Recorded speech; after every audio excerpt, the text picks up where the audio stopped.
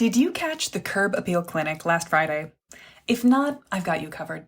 This free workshop had everything I believe about making smart, stylish, long-lasting update choices for your mid-century home on the outside in bite-sized, easy steps. With a few key design principles and some common upgrade inspiration for mid-century homes, you can transform your house without taking on a big remodel. You can do it one weekend upgrade at a time or one little handyman hire at a time. I had such fun being hosted by Brandi McLean of Modern House Numbers to put this workshop together. I didn't want you to miss out. Hey there, welcome back to Mid-Mod Remodel. This is the show about updating MCM homes, helping you match a mid-century home to your modern life. I'm your host, Della Hansman, architect and mid-century ranch enthusiast. You're listening to episode 1810. One quick note before we go.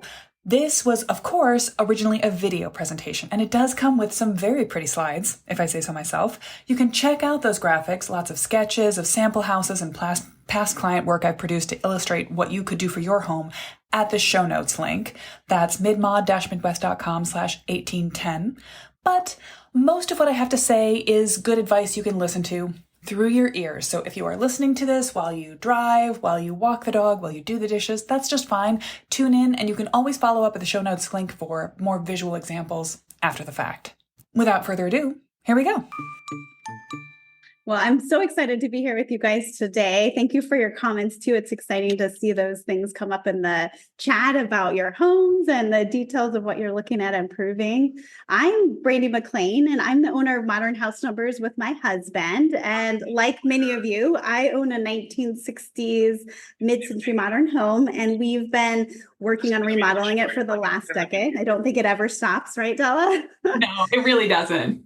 And at the same time, my husband and I founded Modern House Numbers, which is we are a family-run business making custom-made house numbers, letters, plaques, decals, kind of for the modern design enthusiasts like you guys. And, you know, our design principle has always been making accessible, made-to-order products that not only are modern and have a simple design, but are made from durable products made to last a lifetime. My background is in architecture, so I'm just hoping today that with my experience that maybe I can help you guys boost your curb appeal. So please ask away. Happy to help. Happy to talk about anything in terms of your home as well. Marvelous. Yeah. Well, this is so exciting. So I put together some examples, sketches, because A, that's what I do, and B, I think it's a great way to sort of extrapolate from somebody else's house to yours. And I'm going to talk a little bit about the big picture of improving your curb appeal and the things you can do right now, this weekend, as soon as you can get your Modern House Numbers ordered, or a couple of other great tweaky projects that add up to bigger changes. So without further ado, I'm going to get myself on track by sharing some slides that will keep me on task. Let's see, screen share. Here we go. And I'll just say, if you've got questions, if you've got comments, as things are coming up for you and you're watching this, I would love to hear what's on your mind. But to keep the flow going, I'll be capturing questions. Actually, Rebecca, who is our wonderful invisible right now assistant, is going to be capturing your questions in the comments, and we'll save them to the end. And then Brandi and I will tag team to see who's got more insight or a fun idea to share with you about what's your house number, your curb appeal, your home improvement, your mid-century upgrade struggle. So let's get into it.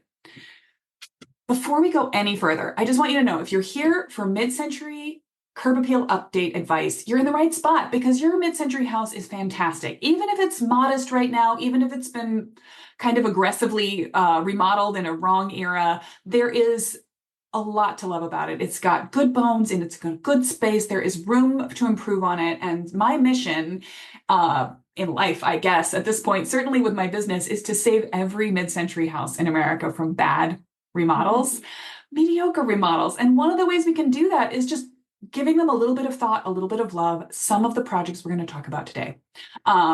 I'm Della Hansman. My background is that I was trained as an architect. I worked in residential high-end architecture for about a decade before I bought this little modest mid-century house. And as you can see, when I got it, it had two owners. It was extremely mid-century traditional, not at all mid-century modern, not mid-mod. There's nothing wrong with mid-century traditional. It's fine. It's a choice, but it's not my choice. It's probably not why we're here today. And this is more like what my house looks like now, continuing to make little improvements. As Brandi says, you're never really done making changes to your house if you get into a home improvement frame of mind. But over time, I have shifted the tone of the house from mid-century traditional to more mid-mod, and I've really had a great time doing that along the way. And once I started to obsess about it personally, I began to obsess about it professionally, and before I knew it, I had built a business that focuses entirely on updating mid-century homes and helping homeowners to make great remodeling choices that tune their houses more towards the mid-century modern. Quick caveat, today is a curb appeal update. We're talking about the outside of the house, but the inside of your house matters too.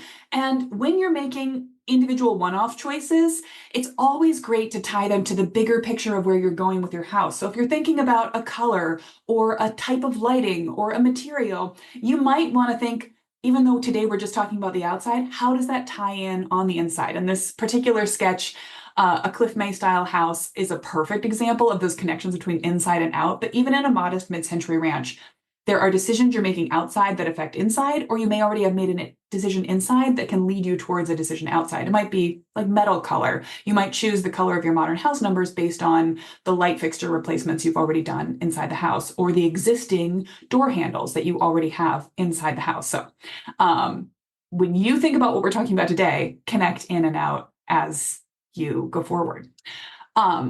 We're talking today about little changes you can make. I spend most of my time working with clients on big picture, whole house improvements, but they're not disconnected. The little changes you make can add up to bigger changes. And that's one of my most important design philosophies, is that every small detail adds up to the big whole. And you can make each small detail choice less onerous, less, oh my God, how could I choose from everything that exists on the entire internet, when you connect it to the bigger picture. So again, I'm going to be encouraging you to make a few choices that you can take action on, because there is real power in little changes. You don't have to wait until you've got your whole budget saved up to do a whole house remodel. You do not have to wait to love your front door, to get new house numbers, to switch out a light fixture, because those little improvements that you make create momentum. They create psychological satisfaction that makes you want to go further, gets you fired up to carry on and try another project and save a little more and plan a little further. And so constantly, I want you to be thinking about, like, what's our big picture goal for the house? Where do we want it to be 10 years from now, 20 years from now? If it's our forever home, how do we want it to feel all of that time? But also, what's one little move I can make this month before the weather turns, if you're in the Midwest, or just, in the back to school season energy, how can you make something happen right now? So the sort of sweet spot that we're looking for is the small changes that you can knock off in a weekend. You can order something and replace it one-to-one, or you can get paint from the paint store and make a quick change. You can purchase something. And how do they add up to something that's going to build into the language of your house and start shifting it from, in my case, from mid-century traditional to mid-century modern, one little move at a time? I have a philosophy around this. I tend to think of there being 3 different types of remodels you might take on. And a level 1 remodel is what we're talking about today. Some people wouldn't even call this remodeling, buying a new product and attaching it to your house. But I think, like I've been saying, there's a huge amount of power in that forward momentum of, I actually like my front door. I took off the old screen door that doesn't work and I put on one that's great. I have a mailbox that made me smile, and then I noticed that my neighbor down the block got one to match it, and now I feel like an influencer. These little things are super powerful and they keep you moving forward. And for some people, they're all you ever actually want to do or need to do. That's fine. But level 1 remodels sometimes add up to either level 2 or level 3 remodels. I think of those two as kind of 2 diverging pathways. Level 2 is if you're just going to keep on DIYing and get more intense and more aggressive and take on a bigger project. It might even be a small addition. It might be changing out flooring or teaching yourself to do wiring, or whatever your existing skill set is. And then if you really are going to make big transformative changes to your houses, that's probably a level 3 example. The best way to explain this is to show you how it looks in an example. So this is, you might or might not recognize it. This is a sketch of what could be my house. When I bought my house, I knocked out 3 quick sort of views of, like, how far am I going to take this? How much am I going to invest? Time, energy, money. And the first one was, if I leave the house basically as it is, there was once sort of an awkward shaped breezeway through here. I was like, level 1, leave it alone. I'm just going to be switching out. I want a front door color I like. I'm going to get a new mailbox. I'm going to switch light fixtures, maybe buy some mid-century decor items.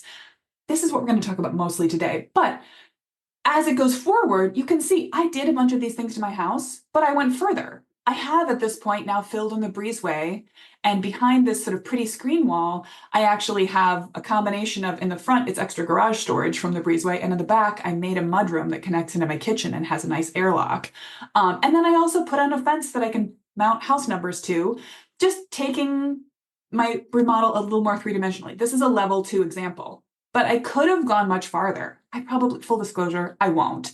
But if I had wanted to call contractors, get a general, really invest in this house, I could have transformed the same modest little ranch house with what really is quite a small addition. If I just popped it forward 3 feet, I could have expanded my garage slightly, made a covered entryway, which I don't have right now, and a little bit of a mudroom access at the living room side, put in some more dramatic windows, and it's an entirely different house. It's probably the coolest house on the block in this case. Same basic DNA, taking it to a different level.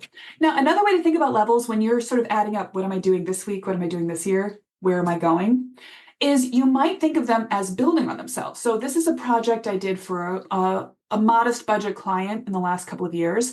And they had a house that had been rented for many years and had just like so many poor, cheap decisions made for it. Vinyl siding, vinyl replacement windows, so many layers of paint on the inside. And their goal was to gradually, little by little, make it their own.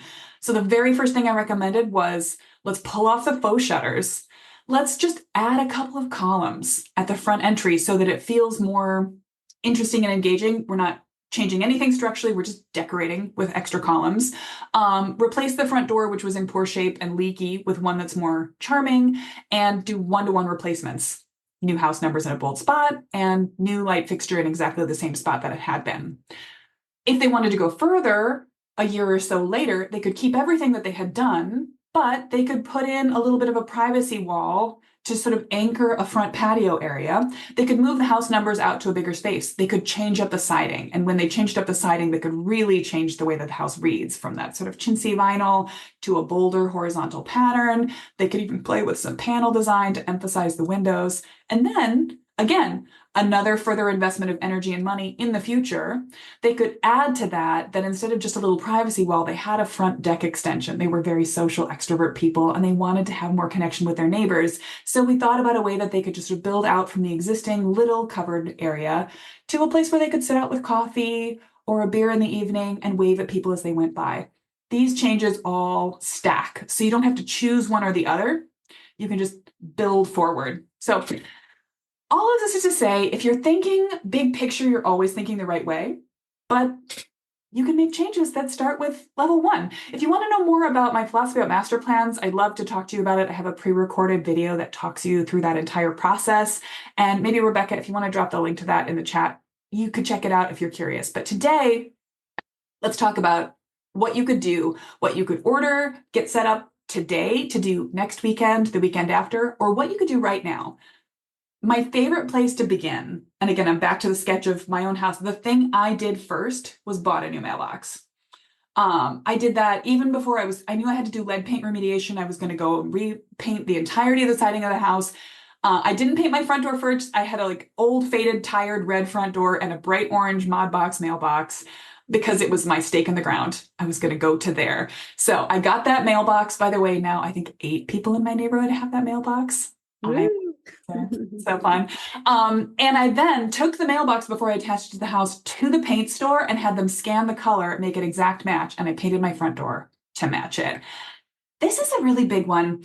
I think, depending on your personality, it might be easier for you to order something and attach it to the house, or even hire a handyman to attach it to the house. That's fine. There's no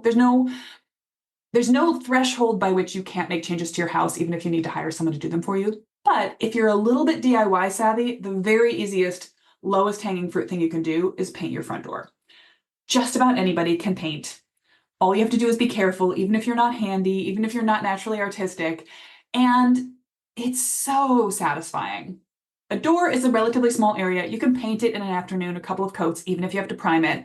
But it really catches your eye. It moves you forward as you go across it. And what I would recommend is if you're going to paint your front door, let me see if I've got, no, I'm going to stick with this slide for a second. If you're going to paint your front door, try for your best guess. Get some color cards and pick a color you like. Pick your favorite color as long as it's not a disagreement between you and the other people in the house.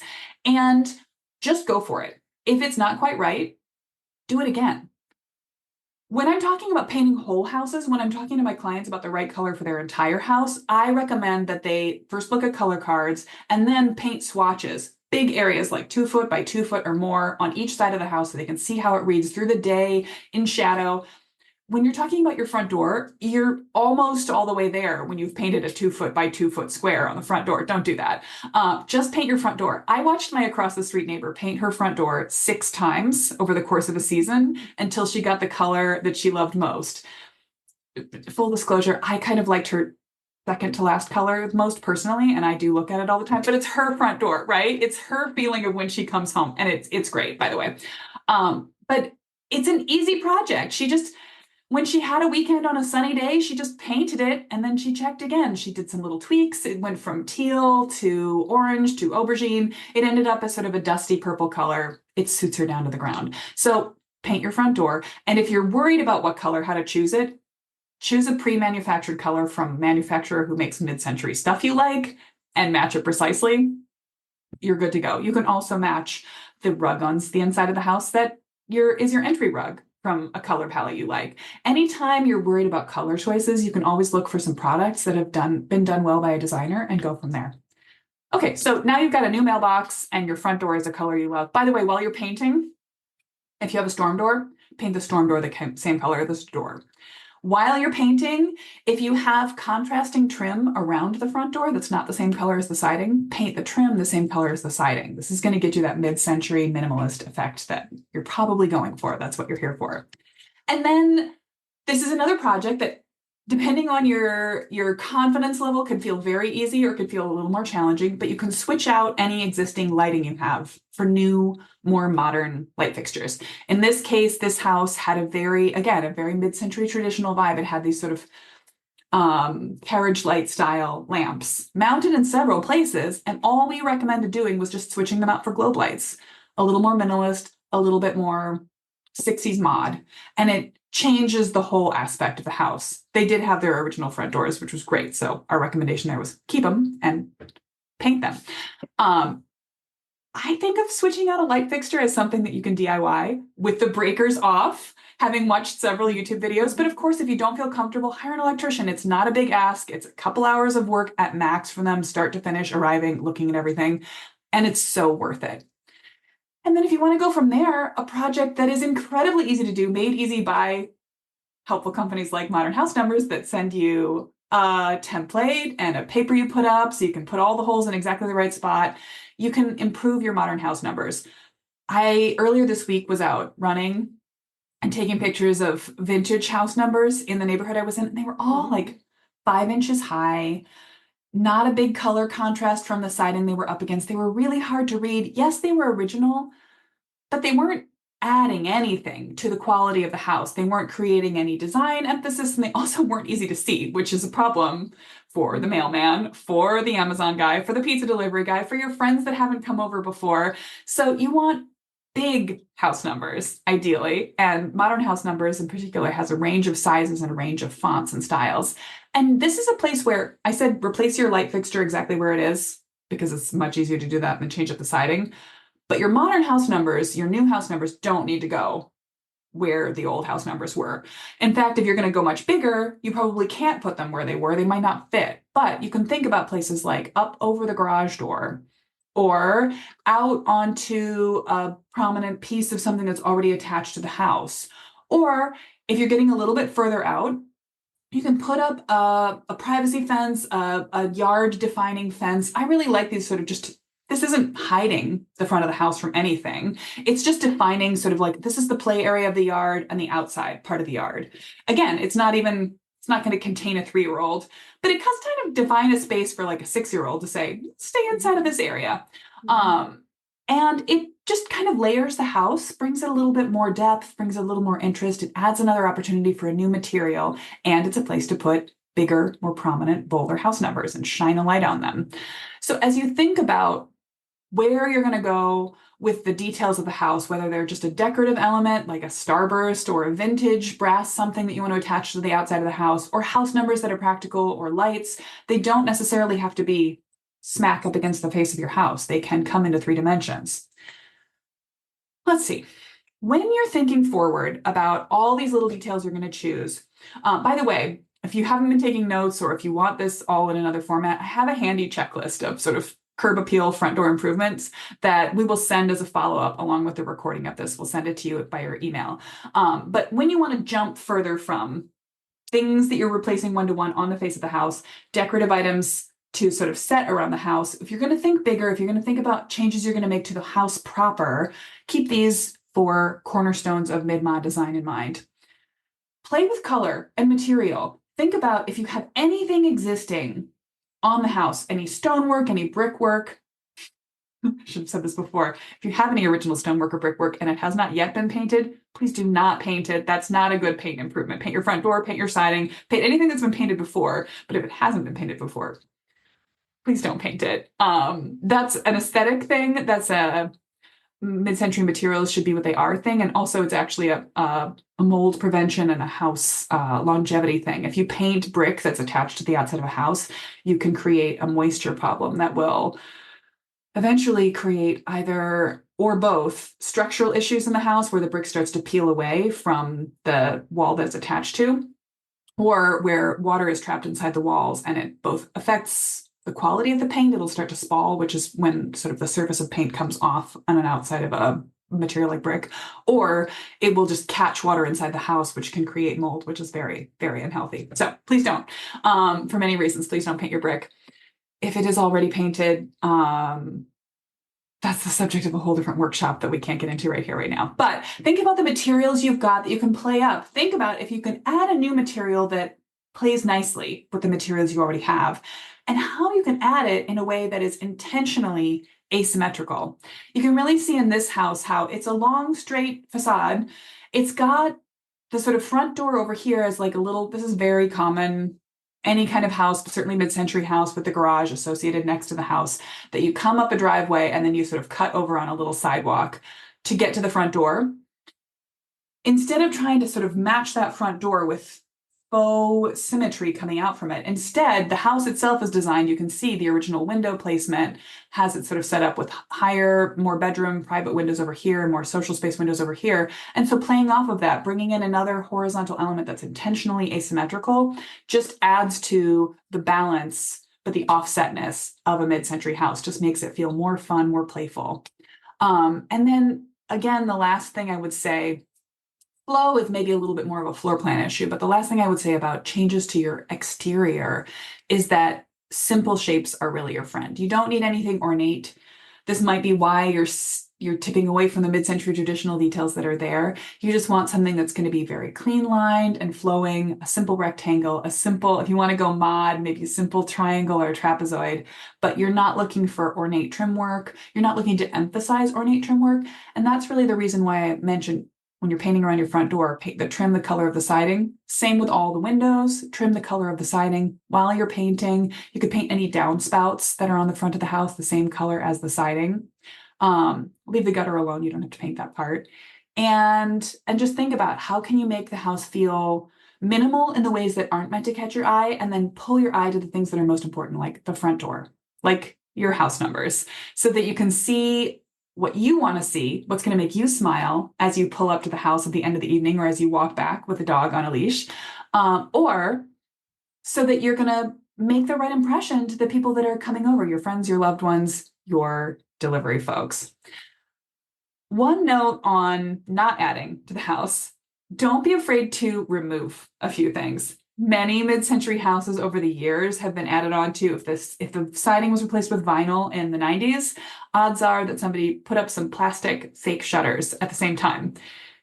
You could take those shutters off this weekend. You could get off this call and go out of your house and take off fake shutters with a screwdriver today. And that would, people are sometimes worried about this. They're like, oh no, what if there's discoloration behind? There might be, but it's probably just dirt. What if there are spiders behind it? There are spiders behind your fake shutters, and that's scary and gross, so it's a good reason to remove them. And what if I don't like it? What if the house feels blank without it? It may for a little while until your eye adjusts, but the minimalism of no shutters is nearly always the right choice. My one caveat for that is sometimes decorative mid-century shutters are like they're intentionally slats or they have some sort of an odd pattern. They're not shutters. They're like shutter-like objects. That might be something you choose to keep in place, but my recommendation is always to remove fake shutters. And I chose this particular sketch as a don't be afraid to remove because this house had been like not quite a farmhouse, but modern mid-century farmhouse. It was very mixed up style when the owners bought it. We were able to keep a bunch of the features that had been done in, like this little slat wall wasn't something we designed. It was there on the house already. Fortunately, it had not been painted, but the house did have fake shutters flanking these windows, and it was just so silly. So pulling those off was one of the first steps to returning this house to a little bit more of its 60s mod original cool factor. And then it was a simple matter of substitutions. It had existing lighting, we switched it out for a globe light. It had existing sconce light, we switched it out for a bow tie. It needed a mailbox, it needed house numbers, and that's what we sort of subbed in order to make it read more nicely. This looks like a really cool house, but it was cool to begin with, and we only tweaked and tuned it on the outside to make it really an enviable project house that I'm sure people driving by would think, oh, remodeling was done in this house, a lot was done to the facade. But in this case, no, it was just pulling off a few things that didn't need to be there and then moving forward. So that is my pep talk. This is where I want you to start with front door, mailbox, house numbers, lighting. And then from there, the details, the bringing in fun elements, that can come afterwards. But once you've got your momentum going, you'll be so fired up to make changes to your house, you will want to keep going. And that's the best way to break the something has to change and I don't know how to change it stalemate, is to change one thing in the direction that you want to go with and then lean into that. Whew, that was a lot. And at the live clinic, Brandi and I carried on for about 30 more minutes, answering the specific questions that the folks who showed up live had about their homes. We talked about paint colors, vintage door styles, and where to find modern replacements if your door isn't original, how to zip up your front door area if you don't want to start painting my door because it is original and it's stained wood and it's in good shape.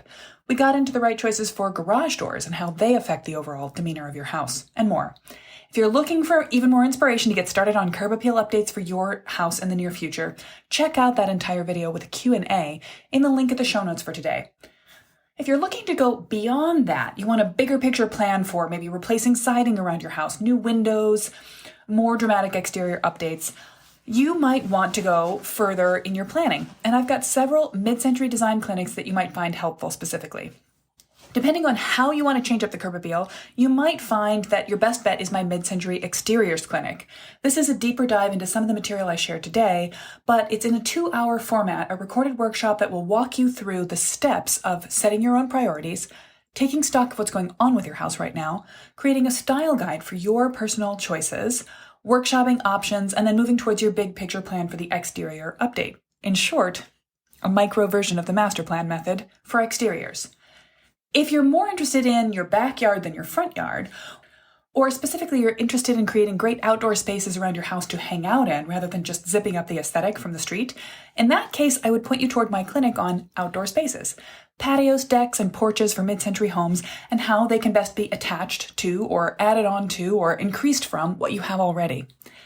Further, if we're talking about adding on spaces, one way to transform the look of your house is to have an addition. An addition can change everything about the way your house reads on the outside, as well as changing the way it makes your house a better living space on the inside. So if you're thinking about how to pick the perfect spot for an addition, how would it affect your curb appeal as you move forward, then you want to check out my mid-century additions clinic. Again, each of these is a 2-hour paid workshop that's going to walk you through thinking through the steps of your own remodel, as well as sharing great design principles about this part of changing your mid-century home.